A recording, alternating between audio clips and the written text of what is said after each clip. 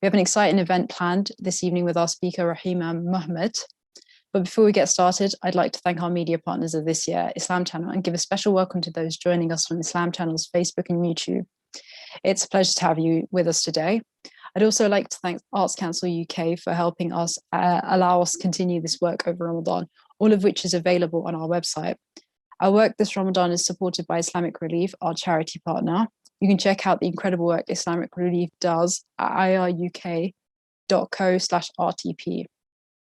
Our event is interactive, so I'd like to encourage everybody to hop onto the Zoom meeting, and for those who feel comfortable, to turn on your camera so we can see you and we can interact with you.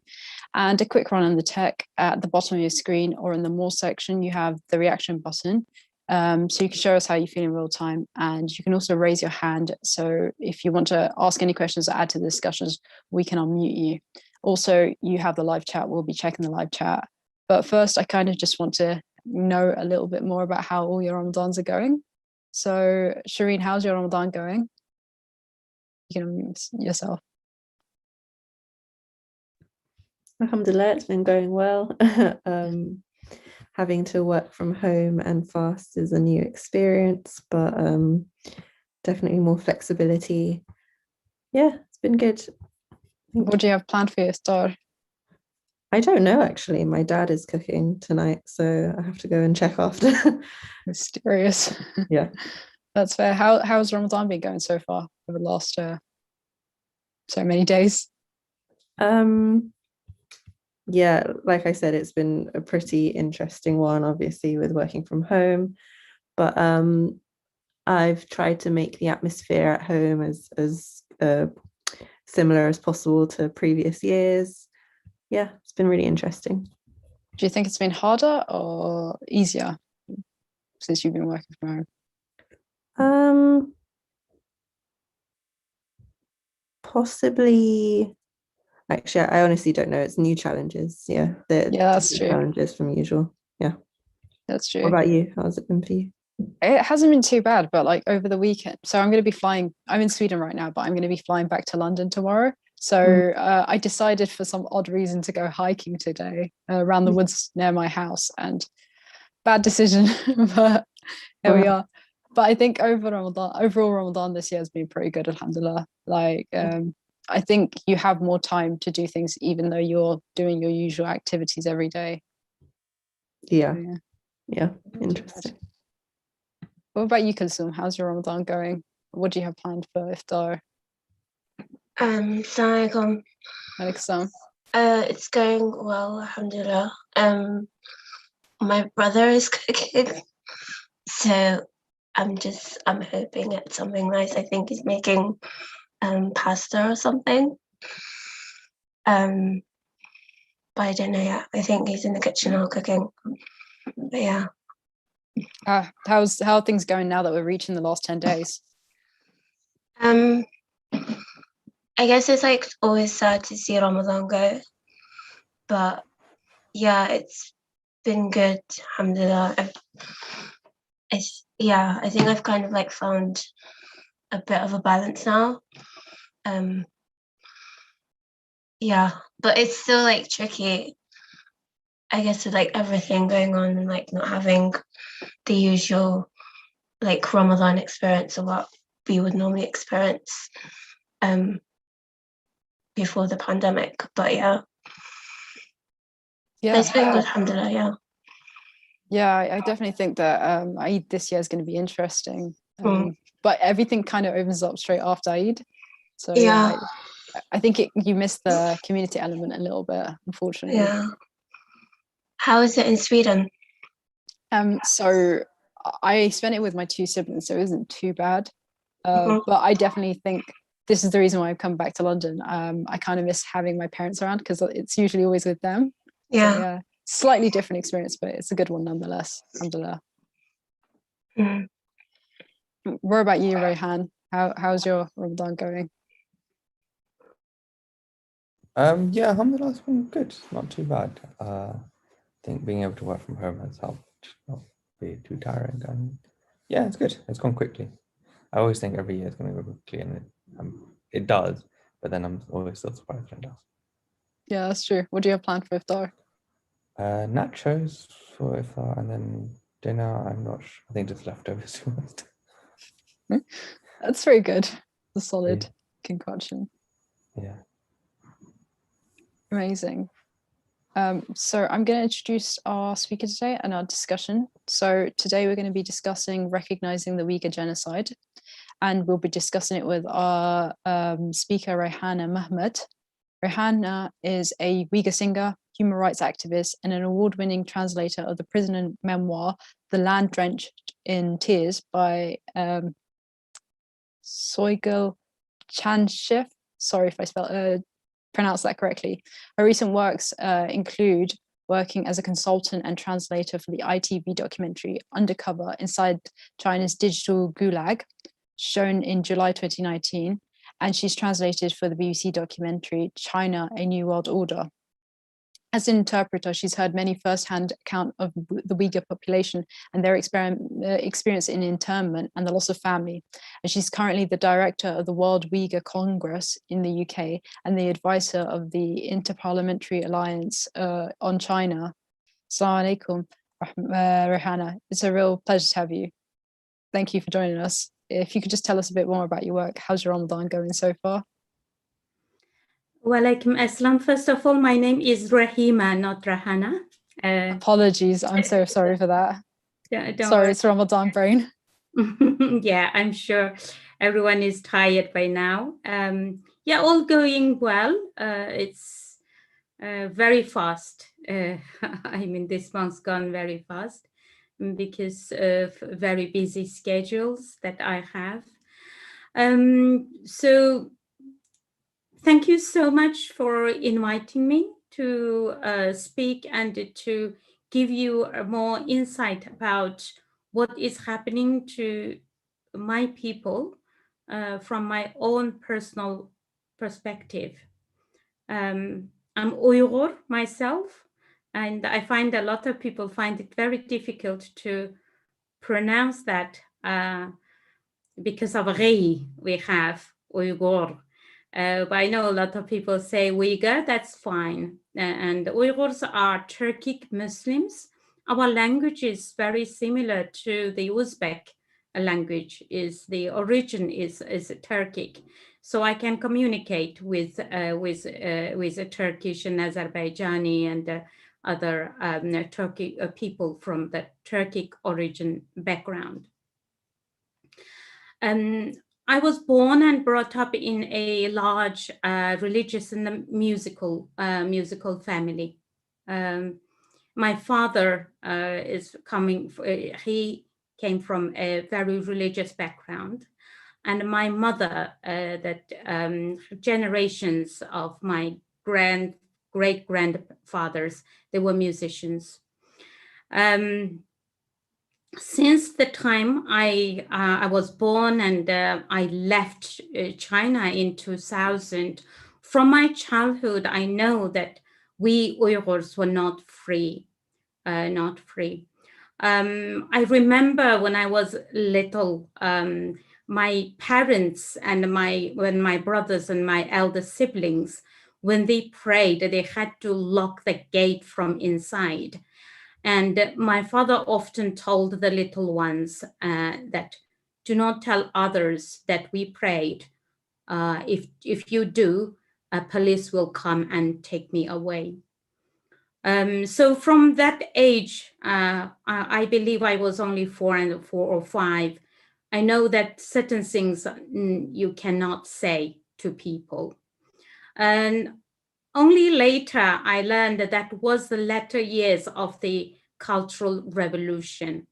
I don't know how much you know about Chinese history. Since the establishment of the Chinese Communist Party government, 1949, and also that was the time that my country, I call it East Turkestan, and the Chinese government call it Xinjiang, or Xinjiang Uyghur Autonomous Region. So since the occupation, the persecution of the Uyghurs and other minorities never stopped from the time the invasion. And in 1955, although the CCP agreed to give the autonomous status, it named a region Xinjiang Uyghur Autonomous Region. Uyghur people don't like Xinjiang, name of Xinjiang. It is not in Uyghur language. It is Chinese, and it is a colonial name. Xin means new, Jiang means territory or frontier. Although Chinese government often claim that Xinjiang, the so-called Xinjiang, is historically part of China, but the name itself, the colonial name itself, it gives away that East Turkestan was not historically part of China. And if I go back, just give a little bit of background, the region was occupied during the Qing dynasty. And until 1949, the Chinese population, the Han Chinese population was very small. According to the CCP census, in 1949, the entire Han Chinese population was about 4 to 5%. And the rest are the Uyghurs and other Turkic Muslims, and also some other minorities. And as I said, in 1955, although the region was named as Xinjiang Uyghur Autonomous Region, by law, according to the Chinese constitution, that Uyghurs have the full rights to speak the language, practice our religion, and celebrate our cultural tradition. But since 1958, the rightist movement started. Then throughout the Cultural Revolution until Mao Zedong, or Chairman Mao, died in 1976. Many, I would say, up to 1 million were killed during the Cultural Revolution and various other political purges, mostly targeting the religious figures and intellectuals and the young generation of Uyghurs. The aim of the CCP, the Chinese Communist Party, was very clear. They want to assimilate the Uyghur people. So for the Uyghur, become just like a Han Chinese. That's how they did to many other ethnic groups in the past. After Mao died, the new leadership declared that the Cultural Revolution was a mistake. So reinstalled the freedom of religion, and Uyghurs had the a much better freedom. And during the 80s, and that's my primary school years, and also the secondary school up until I went to university, we enjoyed relatively better freedom compared to the 60s and 70s. And so I started university in 1987 and 1989. The student democratic movement started in Beijing. I was one of many thousands of students joined the student movement in Tiananmen Square. I left the square on the 2nd of June, and 4th of June, the student massacre that happened. So a lot of people often ask me about my activism. In fact, I would say my activism started actually in 1989. Although I wasn't the organizer, I was just one of many tens of thousands of participants of that students' democratic movement. And my understanding about the Chinese Communist Party, deeper understanding started then because many thousands of Chinese and other minority students who demanded democracy and freedom were crushed. You might remember that famous picture of the tank there's one student who stood in front of the tank. So using the military crushed the student movement. So since then, the situation became worse throughout China. Whenever the situation, especially human rights situation, worsened in China, that affects the worst effect parts are the regions that the so-called autonomous regions, like Tibet Autonomous Region and the Xinjiang Uyghur Autonomous Region. From the early 90s, new wave of crackdown started again. And in 1997, in Gulja, on the 5th of February, Gulja protest, which ended up as, I call it, Gulja massacre. I was visiting my family from a town where I was working as a teacher at a college. And on that day, thousands of Uyghur youth took to the street, peacefully demanding religious freedom and cultural freedom. Because prior to that protest, for 3 months, Chinese government carried out a religious crackdown, imprisoning and detaining mostly young religious clerics. So on the 5th of February, that was the 17th of Ramadan in 1997, the Uyghur youth, mostly very religious people, and took to the street. So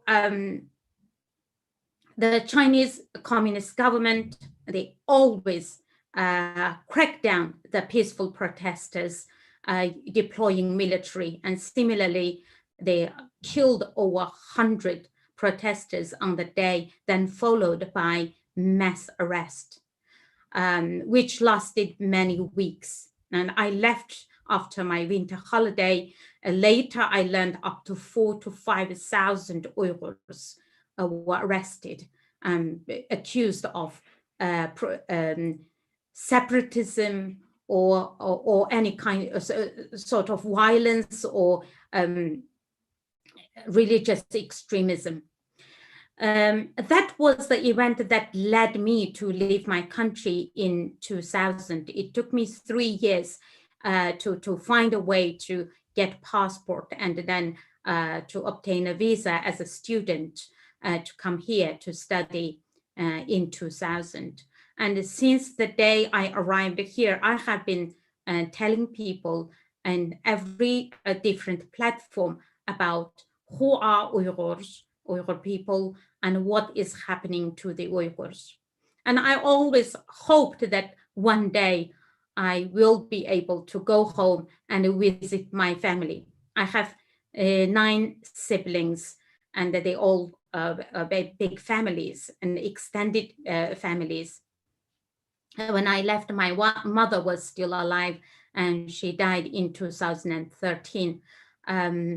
I was unable to visit or attend funeral. So since I came here in 2000, I didn't go back because of my activism. But at least I was able to speak to my siblings almost every week over the phone. But that was cut short in January 2017. So from 2016 in October time, I couldn't get through to anyone. All my sisters, my brothers, their children, my friends, everyone, whenever I called, no one would answer my phone call. In the end, on the 3rd of January, when I repeatedly called my eldest brother, who is father figure to me, and he answered his phone after I called numerous times. And when he answered the phone, normally as Muslims, even the little children, when they pick up the phone, always say Assalamu alaikum. But my brother said, wait. Before that, I learned there was a rumor that this even Assalamu alaikum was banned and the Uyghurs, not all the Muslims, are not allowed to greet one another. And I didn't believe, I thought maybe people were exaggerating. How is it possible? You know, this is a very basic, that greetings that everyone use every single day. But when my brother answered the call, not saying Assalamu alaikum, I was very, very shocked. And then when I asked him, I didn't dare to greet him after he answered the call. All I said was, why no one is answering their phone? And he said, they did the right thing. And then he said, please leave us in God's hands, and we leave you in God's hands too. And his voice was trembling. I could hear as if like a police was present there. It was just like a sort of, they were terrified. And that was the last time I spoke to, anyone in my family, my eldest brother, and it's over 4 years now. Soon after that phone exchange, that phone call, and through my own interpreting work, translation work, that I know that situation was getting worse day by day, especially when a man called Chen Chuan-guo, who was a party secretary in Tibet for 5 years, he was transferred to the region, to the Uyghur region, and appointed to be party secretary and top man in the job in the so-called Xinjiang. And we know that the situation is going to get really bad because we know that for 5 years when he ruled the Tibet, he terrorized the Tibet. Yeah, and because I've been living here during that time, and I knew the news from Tibet and about what he has done to Tibetans. And it was a kind of sign that his appointment is going to bring a really terrible tragedy to the Uyghurs. And it is true, from the time he arrived in August, and so 2 months later, he banned people to communicate with their loved ones in abroad. That was why since October 2016, people suddenly stopped answering their calls when I phoned them, including my friends. And around April, we learned that the mass arrest started. We learned that police would just go to door and place black hood over these people's head and then just handcuff them and take them away. By August 2018, and we had enough concrete information through satellite images of these large concentration camps, and also some camp survivors, and also the expert reports about what is happening in the region. So in August 2018, the UN Assembly on Racial Discrimination openly criticized China that they're holding up to 1 million Uyghur and other Muslims in camps. China denied it immediately. They said that no such thing. After confronted with all the concrete, very hard evidence of those, as I said, the satellite images and many reports. Actually, a lot of reports was written after studying the CCP's own notice, own documents. And then 2 weeks later, they said, well, there is no a prison or internment camp. It is a re-education camp. We are teaching Uyghurs learn Chinese, and so they can so help them to get better employment.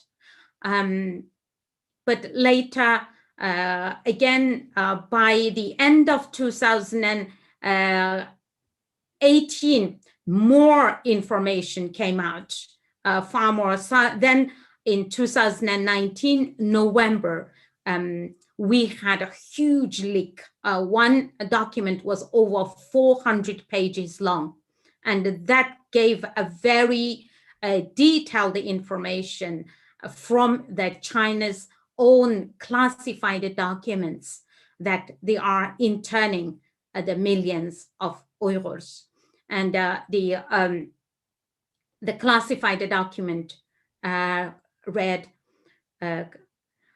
comparing the Uyghurs as malignant tumor, the other malignant tumor, and Islamic faith as mental disease. It has to be treated. It needs treatment. And it said you cannot uproot weeds one by one. You have to pour chemicals and kill them all. And Xi Jinping's many speech, and he said, show no mercy. And Chen Quanguo's speech repeated, round up whoever should be rounded up. And also in some of the speeches, it said, people can make mistakes, but we have the computer, the most top technology, and the technology won't make any mistakes. So speaking about technology, that since 2009, after the Urumqi massacre, the entire region it became police state. So basically everywhere, including the mosque, they all installed the camera. And no blind spot was left because they believed that all Uyghurs and other Muslims potentially terrorists.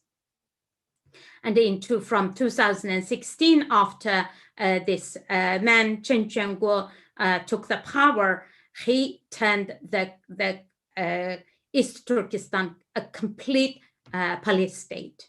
So using the technology or so-called the a high-tech surveillance system. I'm not going to go into too much detail. So surveillance system to track everybody, and through the data that obtained from the people's movement, computer automatically select the names every single day. It pop out the names dangerous, suspicious, and normal. So red, yellow, and green. So any names that the red color, police can just anywhere they can arrest them and take them away. And also the yellow colored one as well, suspicious. So this is a kind of a way of criminalizing in order to intern as many Uyghur people as possible. They use this sophisticated technology in order to carry out its genocidal policy. Now I am talking about the genocide. As I'm sure you might have heard, the US government already declared what the CCP is doing to the Uyghurs and other Turkic Muslims, a genocide. Then later, Canadian Parliament and the Dutch Parliament also unanimously or majority declared it as genocide. And on the 22nd of April, this parliament, the UK Parliament, also unanimously declared what is happening to the Uyghurs as genocide. The reason the genocide word was used here is because after carefully studied all the available evidence from the survivors' accounts, we have a handful of survivors now living, some in Europe and some in US, and some in other countries, but they dare not to speak because of their because they don't feel safe. also as I said, the satellite image, and the sheer number of detained people, up to 3 million Uyghurs and other Turkic Muslims. And 500, according to the BBC report, more than 500,000 Uyghurs were transported to work in cotton fields and as forced labor. And this was about 2 years ago, but now we believe maybe more than 1 million Uyghurs are subjected to forced labor. And children were forcibly separated from their parents. And many of the children whose parents, one or both parents, detained in these torture camps are taken into the so-called state orphanages or state-run boarding schools. But in fact, it is also children's internment camps, because they have no freedom to see their family. They're not allowed to travel out of the camp. And we know since these atrocities started, this is according to the careful study, the referenced report, 16,000 mosques demolished, hundreds of Muslim graveyards destroyed, and millions of women faced forced sterilization, forced abortion, forced marriage to Han Chinese men. And this was all referenced with some top scholars like Dr. Adrian Zenz, who studied the Chinese own policy, and a report. I would recommend you to look at those reports. Only several months ago, one of the camp survivors, Gulbahar Khaitwaji, whose testimony was published on The Guardian, and she said, "They had tortured my body and brought my mind to the edge of madness. Women like me who emerged from the camp are no longer who we once were. We are shadows. Our souls are dead." And I worked also as a consultant and a translator for the documentary Undercover China's Digital Gulag by Robin Banwal. And I was horrified when a Chinese official was asked whether he felt Uyghurs' human rights were being violated. And he responded by saying, "They don't have human rights. It is not about violations. They just don't have human rights." This was a conversation between an undercover reporter and speaking to a Chinese official. And another conversation, the same undercover reporter spoke to another Chinese official in a bar, and he said, "We need a lot of mental hospitals, because these people, all these detained people, when they are out, they are mentally unstable."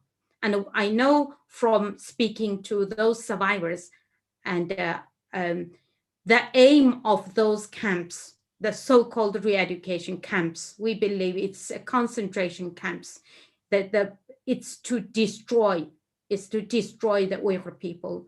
And hopefully you have also watched the latest BBC report about the mass rape, that is systematic mass rape is happening in these camps against the Uyghur women. So why we believe this genocide, as I have just outlined very briefly about what is happening, I would invite you to read Essex Court Chamber's legal opinion. As you know, living in this country, Essex Court Chamber, the lawyers are top lawyers. After studied the thousands of personal testimonies and the reports analyzing all the information, the credible information available, and their legal opinion was that there is credible there is credible evidence that China CCP is carrying out genocide, and crime against humanity against the Uyghurs. And also the US New Line Institute report also given the exactly same conclusion. So I would like to stop here to give more time for people to ask questions. And thank you for listening. Thank you, Rahima. We really appreciate your account. It was gut-wrenching. It really gave us a lot to think about. My first question is, given that this is all happening and the world has just kind of really woken up to the terrors that is like Uyghur internment and how China treats its Uyghur population, how do we as an international, like members of the international community help out, and how do we change something, make like a real meaningful change here? Well, you mean the government or you mean the individuals? Obviously, government, we first of all, we have been campaigning for the governments to recognize this as genocide and fulfill its obligation under the Genocide Convention. So it was very important for this parliament to unanimously recognize it as genocide, but we still have to push the government to acknowledge what is happening and sanction individuals. We have our government, the UK, has sanctioned 4 individuals. Still not. It's when comparing the scale, what is happening is far little. To still need more sanctions individuals who are carrying out these atrocities, and also the trade. Business shouldn't be as usual. The government should reconsider its agreements, and when a state is carrying out genocide against one particular group, then the other governments must punish them, at least depriving the trade deals. So there are many, many things that government can do, and also cooperations. For example, the companies and the ASPI report stated found that over 80 big brands, their supply chains tainted by slave labor. I would also invite you to visit Call to Action and Forced Labor campaign, and you will find out a lot of detailed information also on what individuals can do. I would say, first of all, join Stop Uyghur Genocide campaign, and we have many different campaigns. In order to stop genocide, what individuals can do. For example, now we have the VW campaign and also Olympic campaign, genocide game. We are calling genocide game, and also boycott China, especially the goods that is made by slave labor, forced labor. So people needed to be more aware, to look at the label and check whether you are, by spending your money, whether you are actually helping the CCP in its suppression.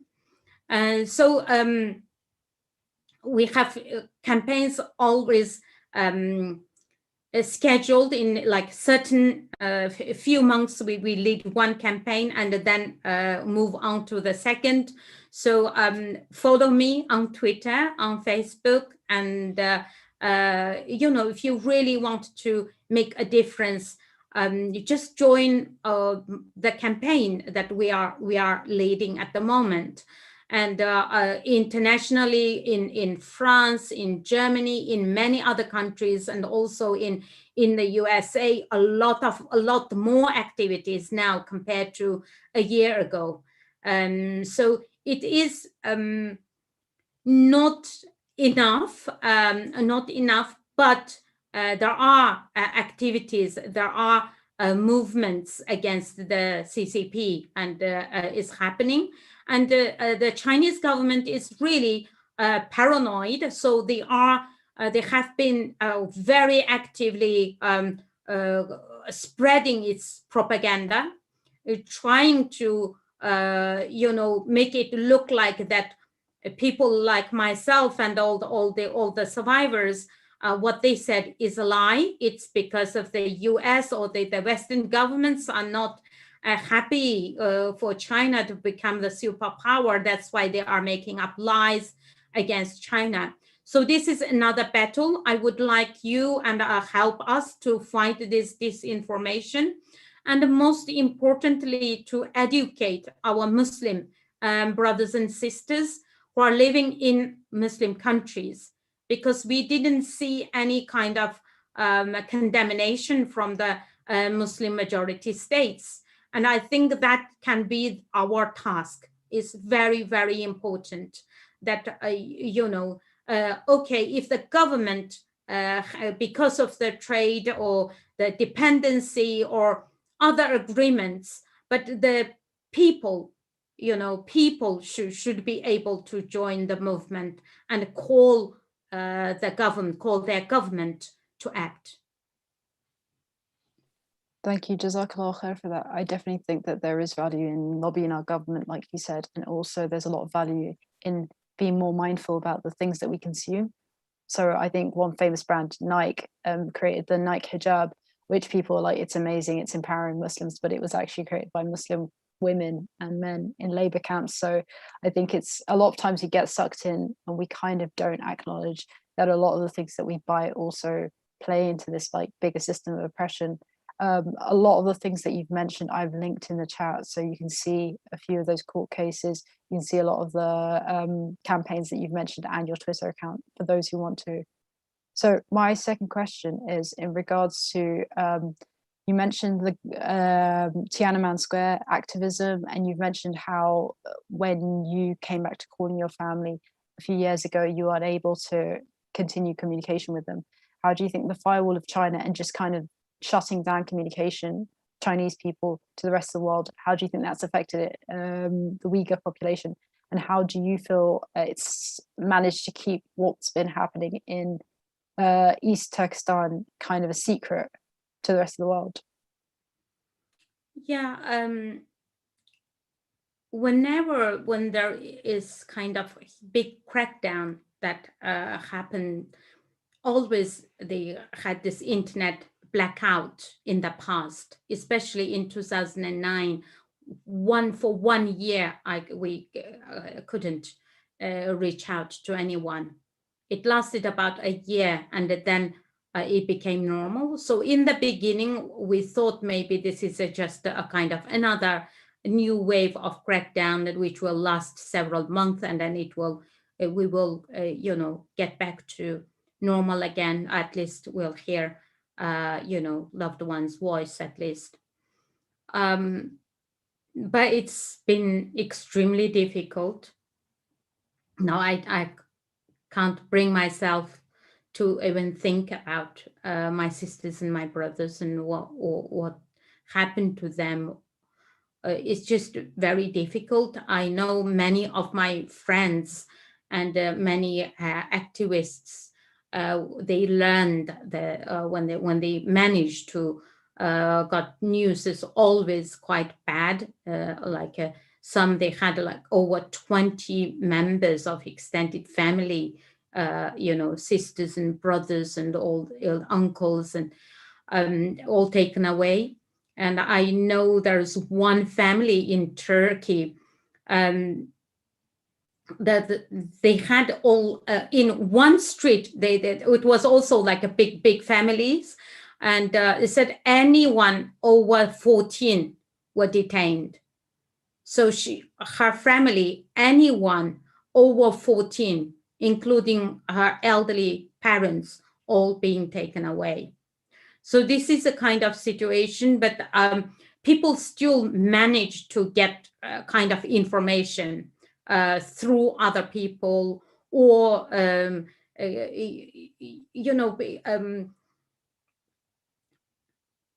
although the Chinese government used this very high-tech surveillance system to track and successfully controlling the Uyghurs, and so they dare not to call abroad, because your phone, for Uyghurs, every Uyghur, they must have this spyware installed in their phone. If they didn't install that, they would be detained. And that spyware that can track every movement, every message, that's why they're not to call. And also the landline also connected to the Public Security Bureau. So and also because in 2016 they built largest biodata, voice recognition, blood samples, and everything that is all linked to the ID card. So each person, whenever you travel, you just go out from your house until you come back, all your movement is recorded automatically, and even your phone calls and landline or your mobile phone. Basically, they're living in this kind of prison. And it has been so successful. The control has been very successful. But in the meantime, the high tech, the same high tech that managed to use satellite images to detect the concentration camps that the CCP never, I think, imagined that the world would know. Most of these camps, which can hold like 30,000-40,000 people, are located in the mountains, in hills, or in Gobi, in a very remote regions. But satellite image gave us that very clear picture of those are the prisons, largest prisons on earth, that they're holding the Uyghurs. And also the leaked documents, as I mentioned. Also Chinese state-owned documents, when they notice, and when they now they are start to not posting any information, because they realize there are experts can read between the line of their own documents. And then, for example, Dr. Adrian Zenz, his study on forced sterilization and birth control, he studied the two most Uyghur populated region, the own open data, and he came to conclusion that the birth rate dropped 80% because of this IUD and the forced sterilization.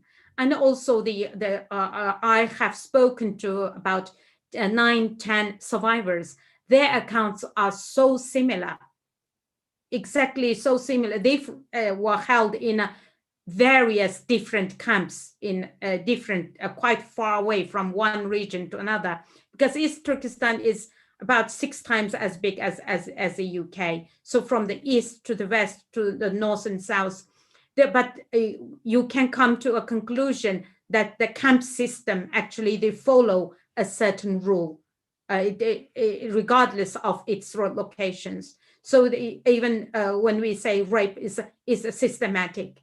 So we have 2 camp former camp teacher survivors, one now living in Netherlands, one is in Sweden. And Sairago Southby, who is Kazakh, her book called The Key Witness, I will share that as well. And I would also encourage people to buy, originally written in German. And I think it will be available this month in English.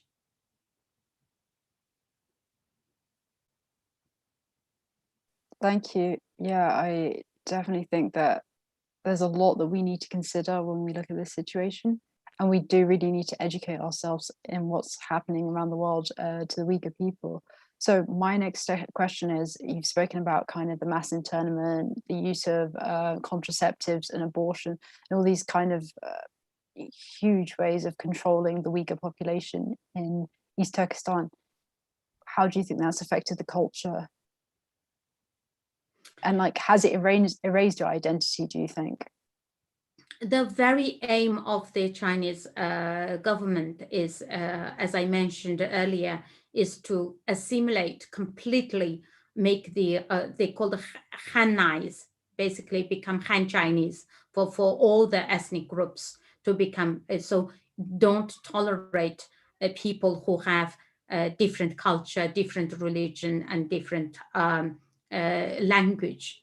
So now the Uyghur language is banned in schools, although, under the autonomous constitution, that the Uyghurs had, the Uyghur language comes first. So, and culturally as well, they are, during this period in these camps, and several of the camp survivors, they said that when they been through training or the teaching, and everyone, before they leave the class, the teacher asked that, do you love China? Do you love Mandarin? Are you going to give up speaking your language? Do you believe in God? If you say you still believe in God, you're not allowed to leave the class, or you are taken to torture room. This is the kind of the extent of the oppression that is happening. And also we learned that the officials during this Ramadan, not just this Ramadan, even when I was there in 1999, because after 1997, the kind of paranoia against Islam was already developing at the time, the crackdown on religion. And as teacher, I was told that I must watch to see if any students fasting. And even the male teachers was sent to stand outside the mosque on Fridays to catch any students go to Friday prayers. So this was a long history now, but obviously now I cannot imagine how they are treating the Muslims. And I know one Uyghur lady who is married to a Pakistani man, and she is now in the US, Zumrat Dawood, and she said that when she was during her detention, and that's what happened, and every time she had to say no when please forgive me. And also she was forcefully sterilized. And I know another camp teacher was also forcefully sterilized, who was 50 years of age. She only had one daughter, and she even promised, she said, look, I passed already childbearing age. Please don't do this to me. And they said, if you want to travel abroad, that one of the conditions for you to travel is you have to agree to be sterilized. So it's unimaginable, the cruelty and how they're taking away children, separating from families. I met many Uyghur families in Turkey. That one lady, 4 children, she doesn't know what happened to them. When she traveled to Turkey in order to save her youngest baby, and she thought that after giving birth to the last one, then go back to reunite with them or bring them to Turkey. And then soon after she gave birth, this mass arrest started, and she couldn't go back. And her children, or initially her parents were looking after them. Then later police came and took them away. And her parents were also locked up in camps. And she basically don't know what happened to her children. And we have thousands of families in Turkey. So the reason I'm keep saying this, because a lot of people, especially our Muslim brothers and sisters, asked me, is it true? Is it true? Because they have been reading a lot from the Chinese propaganda material, or today on YouTube, again, there's one imam, the so-called imam, is telling how the Uyghurs have a great life and a freedom of religion in East Turkestan. Obviously, when the CCP come to them and pointing the gun back their head, or threatening them that the entire family will go to prison, or women be raped or sterilized, and people are just terrified. They do what they ask them to do. So now a lot of people started to questioning since the CCP propaganda, especially for the last 2 months after the BBC that gang rape report. The Chinese government completely denied, holding Tursunay Ziauddin, who bravely came forward, shared her story, holding her picture and saying that she is a liar. Again, I think it's a real shame that members of our own community deny such atrocities happening every single day. And again, we really appreciate you coming here to speak about it so bravely. You spoke about a lot of the victims and how there are like thousands of them in Turkey and all around the world who've escaped. And like you said, some of them would say that they're now a former shell of themselves. How do we support those victims who've managed to survive these incredible atrocities? And how do we support them in like reintegrating in their life and reassimilating into their culture? Thank you. That's a great question. For example, the Tarim Network, TARIM, I will share the link with you. They're also raising money for protecting Uyghur language. So they are making like a new curriculum for the exile community in order for them to continue to keep our language, because there is no good curriculum that is available in Uyghur language that is for the exile communities. So these very young group of Uyghurs are making this happen. And so there are fundraising and many other fundraising about the mental health, that the psychological support. There are if you visit Launch Good, there are several different platforms that, and also you can start something to support as well. So. Not only that, but also people who have this kind of skills who would like to volunteer, and then you can also contact World Uyghur Congress or myself, or Stop Uyghur Genocide. We can connect you to the people who are already working to support them, so you can take part in their programs and support them. Thank you. I've linked in the chat the Tarim Network, so people can check it out if they'd like to. Another question is, you mentioned the mass surveillance was a way of controlling Uyghur people. Should we hold tech companies accountable because they do profit from these mass surveillance systems and AI systems that control the Uyghur population? Absolutely, absolutely. When Huawei, when this government announced that they allow Huawei, I was one of 2 claimants to take legal action against Huawei. But luckily, we didn't go that far. But government decided not to go ahead with the contract, because all these majority tech companies, one way or the other, facilitating this technology and in arresting, in monitoring, and the Uyghurs, so restricting their liberty. And I would also recommend you to read, if you just put mass surveillance in Xinjiang or mass surveillance Uyghur, the list of the technologies, it will come up. And US already blacklisted many, I believe around 30. So we need to be aware of those. We want this government also do the same, blacklisting and kicking out those companies. So we don't want them.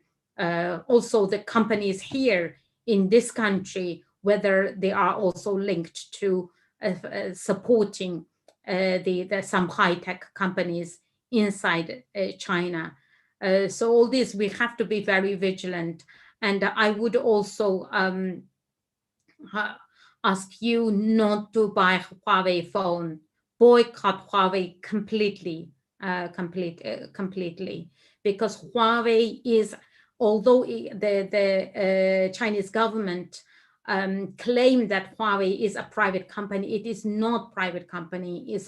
The Public Security Bureau is behind the Huawei, and is all its technology is a state-sponsored, state invested huge amount of money for Huawei. And the so-called Safe City project, if you put Safe City project Xinjiang, you will also find a lot of articles how Huawei bragged about its Safe City project in East Turkestan. So Safe City means police state. So using the technology to track and also the without blind spot, so you don't have any privacy. You wouldn't believe every Uyghur family, they all have barcoded now. So if you have extra person suddenly visit your home, that police can come and check who is that person walked into your house. This control is to this kind of extreme, this kind of extreme at the moment. And therefore, we need millions and millions of people to support, to raise the voice, to try to stop this genocide.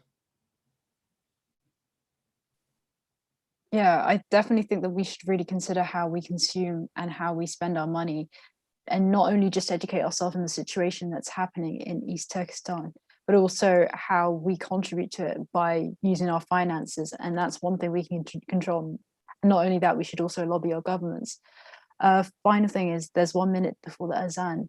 Do you want to share your final thoughts on this?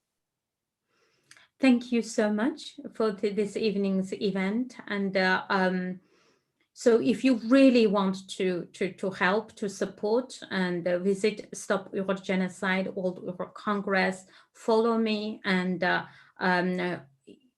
just, do whatever you can in whatever way to support and Stop Uyghur Genocide campaign. And it's very, very difficult during now Ramadan. We could pray, we could, we could fast, and our brothers and sisters over there, they don't have that luxury. And therefore, I would ask you to pray for them. So remember Uyghurs in your prayers. Jazakallah khair, Rahima. We really appreciate your time. We really appreciate your testimony and your discussion, educating us. But the azan has just come right now.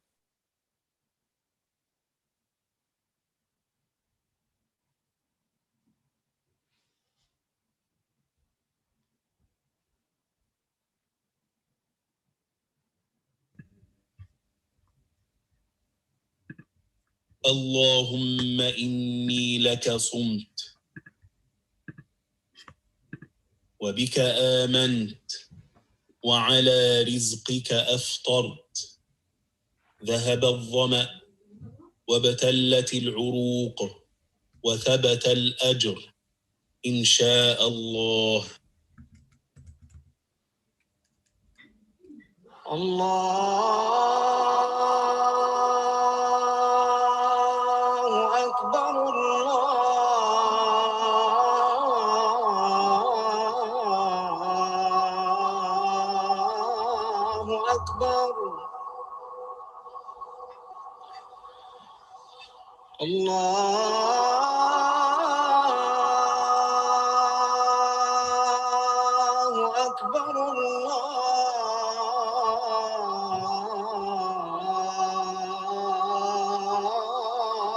أكبر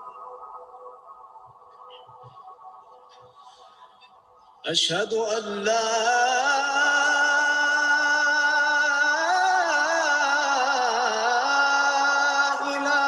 إله إلا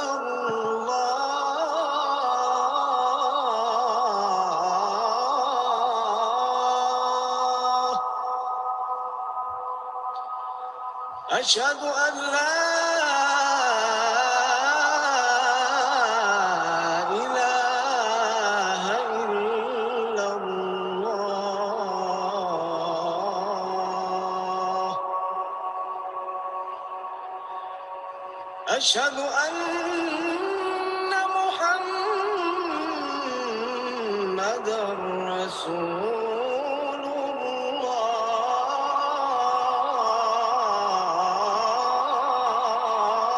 الله أشهد أن محمدًا رسول الله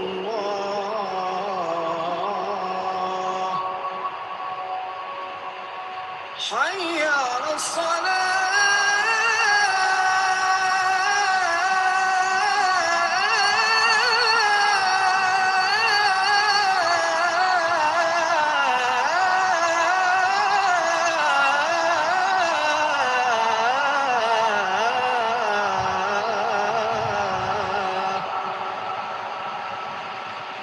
حي على الصلاة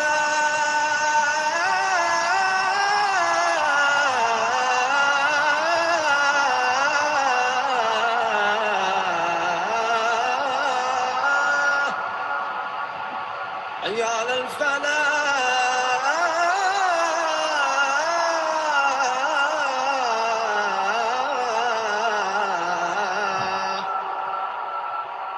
حي على الفلاح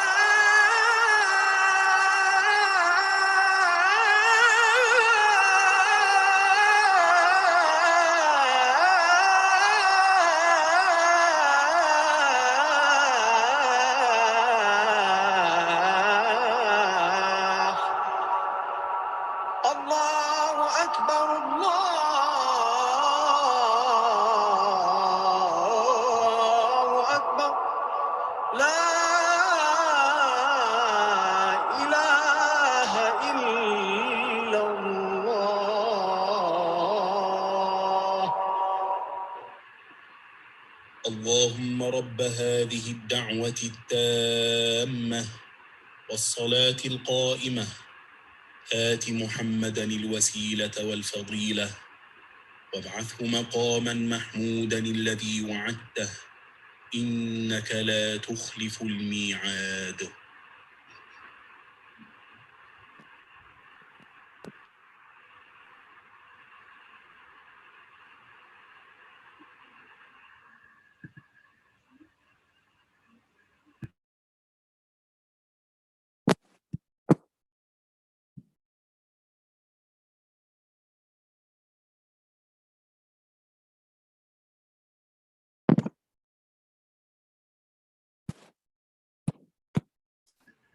Huda, you're muted.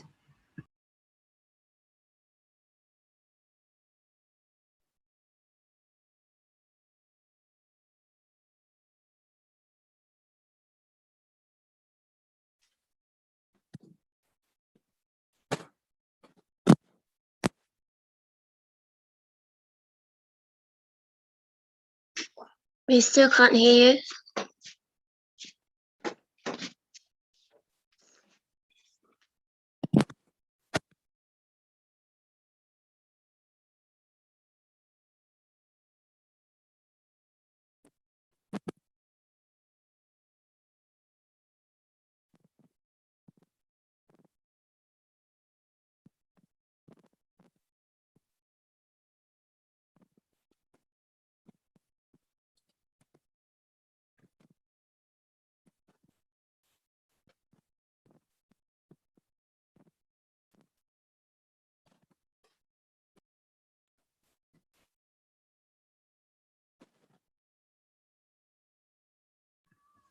Okay, assalamu alaikum everyone. I think Huda has some technical issues.